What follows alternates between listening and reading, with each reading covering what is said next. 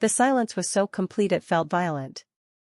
500 wolves stood frozen inside the obsidian court of Ravenfall Citadel, their breath held, their instincts screaming. I could hear the crackle of the massive fire pits lining the walls. I could hear my own pulse pounding in my ears. And right in front of me, he growled. Not a child's growl. A deep, bone-vibrating snarl that rattled the iron chandeliers above our heads. Prince Selim Draven, the Alpha King's 4-year-old son, stood no more than 6 feet away from me, his tiny body tense, his lips peeled back to reveal sharp canines that should never have belonged to a child. Everyone said he was cursed. Everyone said he was dangerous. Everyone said he bit. The royal guards raised their rifles in unison. Stand down, a voice thundered. The Alpha King himself surged forward from the throne dais, fury and panic warring across his sharp, carved features. But the rifles didn't lower. Because no one trusted the boy. And no one expected me to survive the next few seconds. I was shaking so badly my knees threatened to give out, but I didn't run. I didn't scream. I didn't beg. Instead, I did the one thing no one expected. I knelt. Slowly. Deliberately. And I bowed my head. I exposed my neck. A gasp rippled through the court. Because every wolf in that room knew what it meant. Submission. Trust. Surrender. The growling stopped. Prince Selim blinked. Confused. His claws retracted. Then, before anyone could stop him, he ran straight into my arms and buried his face against my throat, his small body trembling as sobs tore out of him. The obsidian court erupted into chaos. And the Alpha King of the Northern Realms fell to one knee. I used to believe invisibility was safe. That if I stayed quiet enough, small enough, broken enough, no one would notice me. I was wrong. Welcome to Floxy's Shifter Romance Tales. Before we dive in, I'd love your support. Can we hit that like button? Also, subscribe, drop a comment and tell me where you're listening from. Your engagement means everything to me. My name is Lyra Ashwin. And in the hierarchy of the Blackmere Pack, I ranked lower than the kennel floors I scrubbed with bleeding hands. I was an Omega. Worse, I was a rejected Omega. On my 18th birthday, under a blood full moon, my fated mate took one look at me and laughed. His name was Ronan Vale, the Pack's golden beta heir. Strong. Handsome. Worshipped. He didn't even bother lowering his voice. This, he scoffed, pointing at me while the entire pack watched. This weak little thing is supposed to be mine? Then he did it. He rejected me. Publicly. Brutally. And chose my stepsister Maribel instead, draping his arm around her waist as my wolf screamed and shattered inside my chest. That night, my wolf didn't die. She went silent. She curled into herself and disappeared. I haven't shifted since. For 3 years, I remained trapped in human form, weak, scent dull, and unwanted. The Blackmere Pack kept me alive only because I worked. Unpaid. Unthanked. Unprotected. I scrubbed the floors. Cleaned chamber pots. Slept in a storage loft that smelled like dust and old fur. And tonight? Tonight was supposed to be just another night of survival. I was wrong again. Lyra. Move faster. The head stewardess's voice snapped me out of my thoughts. King Draven arrives in less than an hour. If I find dust on these tables, you'll be sleeping in the kennels. Yes, ma'am, I whispered, eyes lowered. The Winter Conclave was the most important event the Blackmere Pack had hosted in a decade. Because the Alpha King of all Northern Packs was coming. King Eldrick Draven. Cold. Ruthless. Widowed. Feared. They said his queen died under mysterious circumstances. They said no one crossed him twice. But the rumors about his son were worse. The servants whispered while chopping roots and polishing silver. They said the prince didn't speak. Didn't sleep. Didn't tolerate touch. They said he'd put 3 nurses in the infirmary and 1 in the grave. A beast trapped in a child's body. I didn't care. I just wanted to get through the night without Ronan or Maribel noticing me. Fate had other plans. I saw them the moment I entered the grand hall. Ronan stood near the crystal punch bowl, Maribel draped against him in crimson silk that cost more than my entire existence. Well, Maribel drawled loudly. Look what crawled out of the scullery. Ronan smirked. Careful. Staring too long might lower your standards. The sting hit like it always did.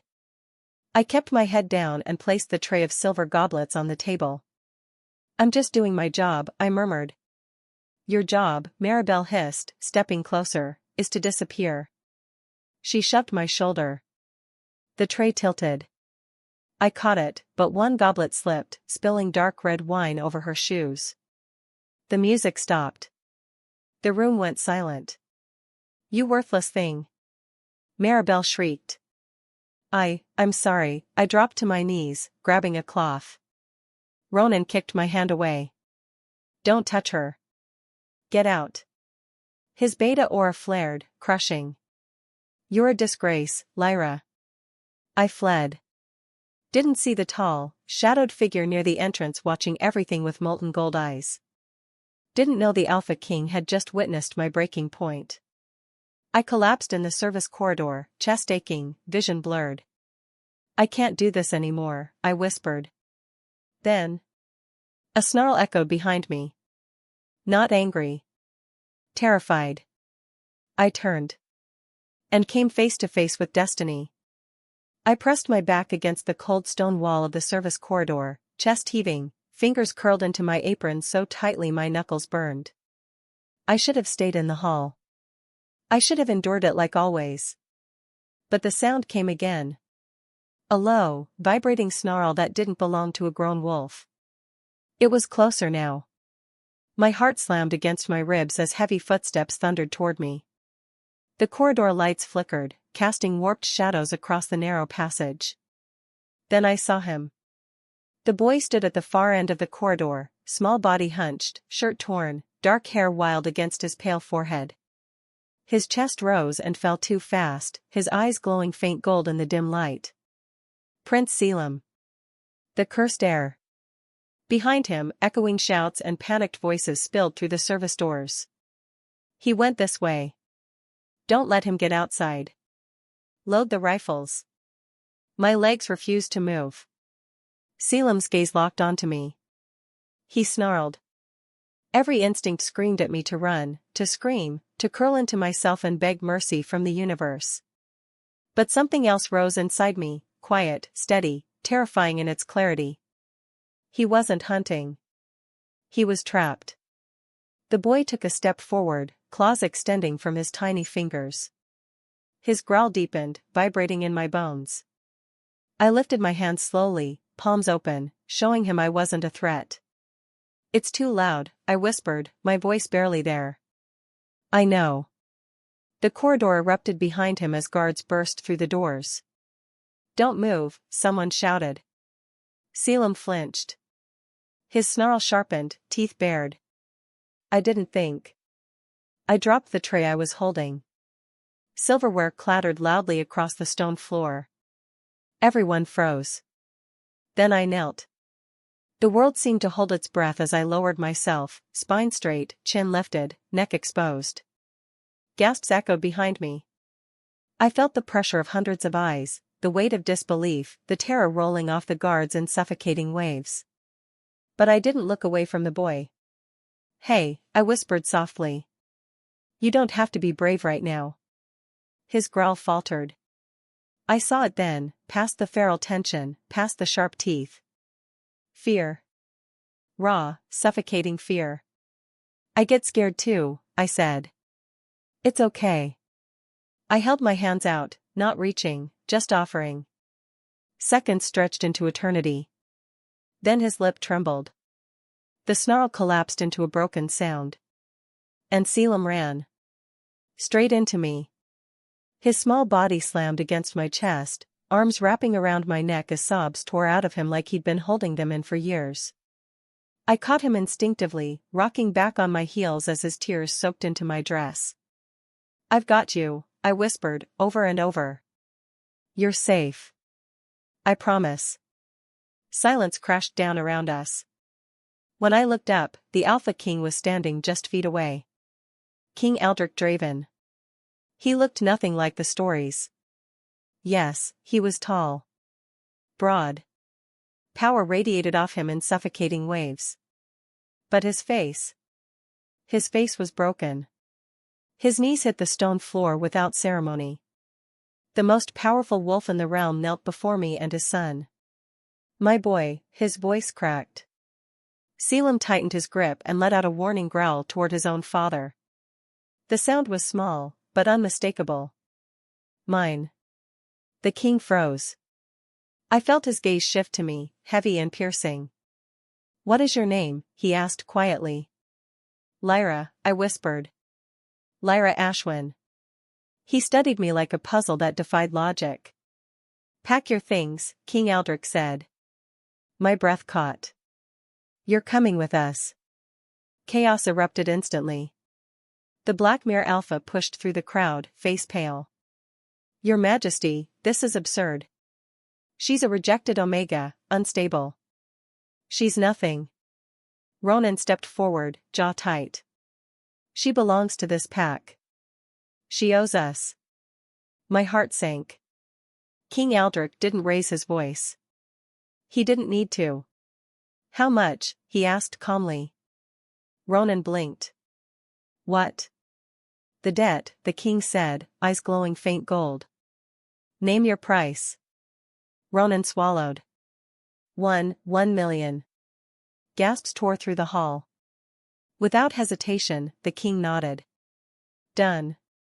A check fluttered to the floor at Ronan's feet. "Her freedom is purchased," Eldrick declared. "Lyra Ashwin is no longer yours." He turned back to me, his voice softening. "Can you walk?" I nodded numbly. As I stood, my legs buckled. A hand steadied my lower back.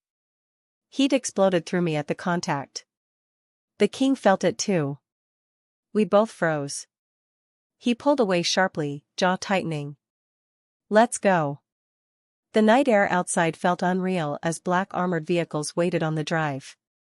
I climbed into the back seat, Selim still clinging to me like I was his anchor. The Alpha King slid in beside us. The door shut. The world I knew disappeared behind us. For hours, the car moved through darkness and snow. No one spoke. Selim slept, his breathing slow and even. The king finally broke the silence. "He's never slept like that," he murmured. "He feels everything," I said softly. "Too much." He studied me. "So do you." The gates of Moonstone Citadel rose before us, ancient, massive, carved into the mountainside like a fortress built by gods. When the car stopped, Eldrick reached for his son. Selim stirred instantly, growling and tightening his grip. The king froze again. "Let her carry him," he ordered quietly. Inside the palace, staff lined the halls, eyes sharp with judgment. "She is the prince's caretaker," the king announced. I felt the weight of 1,000 unspoken objections. That night, as I tucked Selim into a bed shaped like a castle, he looked at me with solemn eyes. "Stay," he whispered. My heart shattered. "I'm not going anywhere," I promised. Later, after the water washed 3 years of grime from my skin, I stepped out of the bathroom. And found the Alpha King sitting in my room. His eyes glowed in the dark. "We need to talk," he said. And I knew my life would never be the same. I froze where I stood, towel clutched to my chest, heart pounding so loudly I was sure he could hear it. The Alpha King sat in the armchair near the window, one ankle resting on his knee, a glass of amber liquid loose in his hand. The city lights far below painted sharp lines across his face, making his golden eyes glow in the dark. "I didn't mean to startle you," he said calmly. You did," I whispered. His gaze swept over me, not greedy, not dismissive, but assessing, like he was trying to read something written beneath my skin. "Sit," he said. I hesitated, then slowly moved to the edge of the bed, keeping distance between us. Security reviewed the footage from the corridor, he continued. From the hall. From everywhere you were tonight. My stomach dropped. I didn't mean to. You knelt, he interrupted. You exposed your throat to my son. I swallowed. He was afraid. Aldrich leaned forward, forearms resting on his thighs. Every healer, every alpha, every expert told me the same thing. That dominance was the answer. That force would stabilize him. His voice roughened. You didn't dominate him. No, I said quietly. I listened. The room fell into silence. Then he stood. Each step toward me felt like a storm rolling closer. He stopped 2 feet away, towering, his presence overwhelming. You're an Omega, he said. Rejected. Wolf dormant. Unable to shift. Yes, Alpha. Then explain to me, he murmured, lowering his voice, why my son's wolf, sick and silent since birth, responded to you. I shook my head. I don't know. He reached out. His fingers brushed my shoulder. The spark was instant. Violent. Fire tore through my veins, stealing my breath. I gasped, fingers digging into the mattress as the room seemed to tilt. Aldrich stiffened sharply. He pulled his hand back as if it was burning. That's impossible, he muttered. What is? I whispered. He stared at me like I was a threat he couldn't yet name. A mate spark. My heart skipped painfully. That can't be right. I was rejected. Rejected bonds don't spark, he said slowly. Broken ones don't respond at all. The silence stretched, heavy with unspoken implications. I should go, I whispered. Yes, he said immediately. Too quickly. Rest. Tomorrow will be complicated. He turned and left without another word. I didn't sleep. The spark replayed over and over in my body, humming beneath my skin like something waking from a long, painful sleep. Morning came too fast. I was brushing Selim's hair when he spoke again, clearer this time. Papa smells loud, he said. I smiled faintly. That's stress. The door opened. Not Aldrich. The palace steward, her lips pressed thin with disapproval. The council requests your presence, she said. Immediately. My stomach dropped. The council chamber felt colder than the rest of the palace. 12 ancient alphas sat in a circle of obsidian and stone, their combined auras pressing down like gravity. King Aldrich stood at the head. His eyes met mine briefly. Steady. Then the pressure hit. Bring the child forward, one of them demanded. I guided Selim gently, but halfway there he stopped. He hid behind me. Gasps rippled through the room. He hides behind a servant, one alpha snarled. Unacceptable. She's weakening him, another added. Anger flared, but fear rose stronger. I felt the command slam into me. Submit. Kneel. Show your throat. My legs buckled as one of the council members unleashed his aura fully, crushing me to the floor. I couldn't breathe. Enough, Aldrich roared. Let her break, the alpha sneered. If she's unworthy. A growl cut through the chamber. Not mine.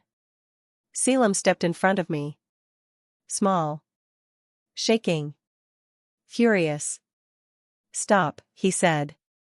The word echoed. Every head snapped toward him. Do not hurt her. Silence crashed down. Aldrich stared at his son like he was seeing him for the first time. Release her, the king said, his voice deadly calm. The pressure vanished. I collapsed forward, gasping. Selim grabbed my face with small hands. Lyra okay? I am, I whispered, hugging him tight. Aldrich stepped forward, fury barely contained. She stays, he said. This discussion is over. The council didn't argue. They didn't dare. That night, something shifted. And not just in the palace. Because as I lay awake, heart racing, I felt it. A pulse. A presence. Deep inside me. My wolf wasn't dead. She was waking up. The pain woke me before dawn. It wasn't sharp. It was deep, rolling through my bones like something stretching after a long, suffocating sleep. I curled on my side, biting back a cry as heat spread through my spine, down my legs, into my chest. My heartbeat thundered in my ears, every pulse echoing with a strange, unfamiliar strength. This wasn't sickness. This was awakening. I pressed a hand to my sternum, breath shaking. Easy, I whispered to myself, though I didn't know why. Something inside me shifted. Not violently. Not desperately. Patiently. Like a wolf who had waited a very long time to be seen. By the time the sun crept through the tall windows, the pain faded into a low, constant hum beneath my skin. I sat up slowly, stunned. I could feel everything. The distant guards changing shifts. The birds nesting along the citadel walls. The steady, powerful presence of the Alpha King somewhere down the hall. And, fainter but warm. Selim. I wasn't supposed to feel any of this. Rejected Omegas didn't awaken wolves. Rejected bonds didn't leave echoes. I dressed quietly, hands trembling, and went to Selim's room. He was already awake, sitting up in bed, golden eyes bright. "You're loud now," he said seriously. I swallowed. "Am I?" He nodded. "But, nice loud." I smiled despite the fear tightening my chest. "That's good." When I turned, Aldrich stood in the doorway. He'd clearly felt it too. His jaw was tight, eyes glowing faintly, his presence filling the room like a gathering storm. "You felt it," he said. I nodded. "I think my wolf is waking up." "That shouldn't be possible," he said again, but this time, there was something else in his voice. Hope. Fear. Awe. He dismissed the servants with a single look and stepped inside, closing the door behind him. "Did it hurt?" he asked quietly. "Yes." His hands curled into fists at his sides. "I won't let anyone force you. Not the council. Not the healers. Not even me." I looked up at him, really looked. At the man who ruled with restraint. Who knelt on stone floors for his son. Who carried the weight of an entire realm and still noticed when a rejected Omega flinched. "I trust you," I said. The words settled between us, dangerous and irrevocable. That afternoon, the healers came. Old wolves with sharp eyes and cautious hands. They circled me, murmuring in low voices, testing my aura. One of them stiffened suddenly. "This presence," she whispered. "It's not Omega." The room went still. "What is it?" Aldrich demanded. The healer met his gaze slowly. "It's dormant Alpha." Gasps filled the chamber. "That's impossible," another healer snapped. "She was rejected." "Yes," the first said. "By a weak bond. Suppressed. Nearly crushed." Her eyes softened as she looked at me. "But not destroyed." The council wasn't pleased. They came that evening, fury barely contained beneath thin veneers of respect. "A dormant Alpha cannot be allowed to awaken uncontrolled," one said. "Especially one bound." "I am not bound," I said quietly. Every head snapped toward me. "I was rejected," I continued. "That bond is dead." Aldrich's eyes burned into me. "And yet," I added softly, "something else remains." Silence followed. Dangerous silence. "She will be trained," Aldrich said finally. "Under my authority." "And if she challenges you?" an elder sneered. Aldrich didn't hesitate. "Then I will answer." The council withdrew, for now. Training began the next morning. Not with dominance. With balance. Breathing. Grounding. Control. Each day, my senses sharpened. Each night, my dreams filled with silver forests and glowing eyes watching from the dark. Sometimes, I felt Aldrich there too. Not touching. Not claiming. Just, present. Selim thrived. His tantrums faded. His nightmares stopped. His wolf, small but fierce, played in my dreams, tail wagging as if he'd found something he'd been missing. One evening, after Selim fell asleep curled between us during story time, Aldrich finally broke. "You're changing everything," he said quietly. I looked at him. "I didn't mean to." "I know," he said. "That's what frightens me." He reached out, slow, deliberate, giving me time to pull away. I didn't. When his fingers brushed mine, the spark flared again, stronger this time, steadier. Not wild. Right. Aldrich exhaled shakily. "If this is real, if you are my mate." I met his gaze, heart racing. "Then we choose. Not instinct. Not fate." His thumb brushed my knuckle.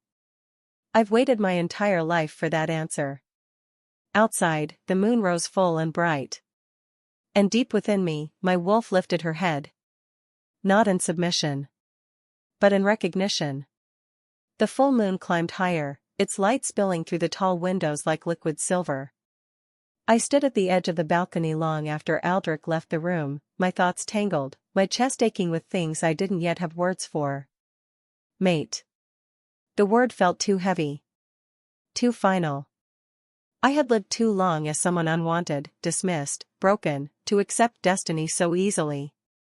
Yet my wolf stirred beneath my skin, calm and alert, not fighting me, waiting. That frightened me more than pain ever had. The next days tested every ounce of control I possessed. Training intensified. My body grew stronger, faster, my senses sharpening until the world felt almost too vivid. I could hear whispers through stone walls, smell storms hours before clouds gathered, feel emotions rolling off wolves like heat. And always, always, I felt Aldrich. He never hovered. Never commanded. But he was there during training, during council meetings, during quiet dinners where Selim laughed more freely than I'd ever heard a child laugh. The pack noticed. Whispers followed me through the halls. Dormid Alpha False Omega, the king's weakness. I pretended not to hear. Then came the night everything shifted. It started with Selim screaming. I bolted upright in bed, heart slamming, already moving before thought caught up. The corridors blurred as I ran barefoot through the palace, the air thick with panic. I found Aldrich at the same moment I reached Selim's door. The room was chaos. Selim writhed in bed, eyes glowing too bright, his small body arching as power surged uncontrollably around him. Cracks spiderwebbed across the stone floor. "He's shifting," Aldrich growled. "Too early." The healers hovered helplessly, fear sharp on their scents. "He's rejecting the change," one cried. "His body can't hold it." "Out," Aldrich ordered. They fled instantly. Selim's scream tore through me. I rushed to his side, ignoring the wild power snapping at my skin. "Selim," I whispered urgently. "Look at me." His eyes locked onto mine. "Hurts," he sobbed. "Make it stop." I climbed onto the bed and pulled him against my chest, cradling him the way I had that first night. "Breathe with me," I murmured. "Like we practiced." Aldrich stood frozen, terror barely leashed behind his alpha control. "I don't know what to do," he said hoarsely. I closed my eyes. And let go. Not of control, but of fear. I opened myself, my aura unfurling gently, wrapping Selim's chaotic energy in warmth instead of force. My wolf rose fully for the first time, not snarling, not dominating, anchoring. Selim's breathing slowed. The violent energy eased. His small claws retracted. Silence fell. I felt it then, a deep, resonant pull. Not from Selim. From Aldrich. The bond snapped into clarity, no longer a question, no longer distant. "Mate."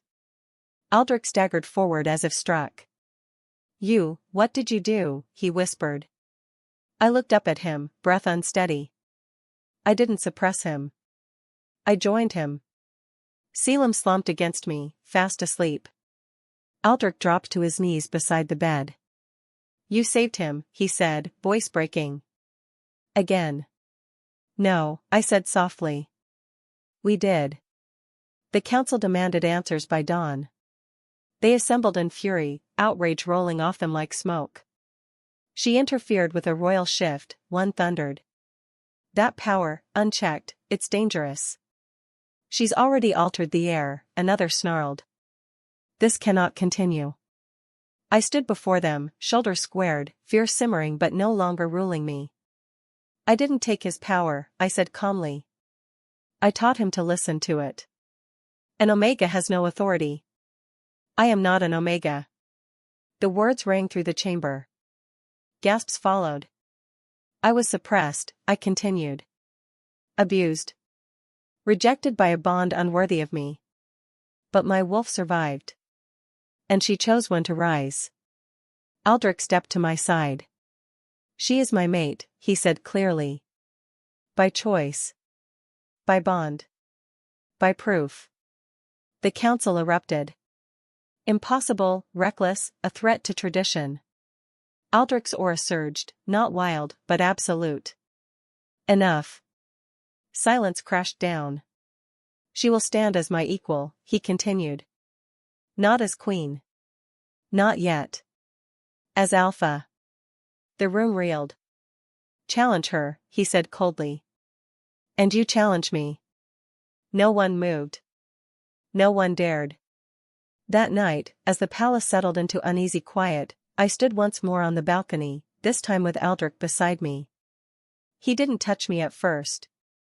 "Once this path is taken," he said quietly, "there is no retreat." I nodded. "I know." He turned to face me fully. "I won't cage you. I won't claim you out of duty or instinct." "Good," I said softly. "Because I won't be owned." A slow smile curved his lips, proud, reverent. "Will you stand with me?" he asked. "Not as what you were. But as what you are becoming." I looked past him, to the kingdom below, to the child sleeping safely inside, to the wolf within me who stood tall at last. "Yes," I said. "But we do this my way." His eyes burned brighter. "Then lead." When he kissed me, it wasn't consuming. It was sealing. A promise. A choice. And deep in the palace, Selim slept peacefully beneath the moon, no longer cursed, no longer alone. For the first time in my life, I wasn't surviving. I was rising.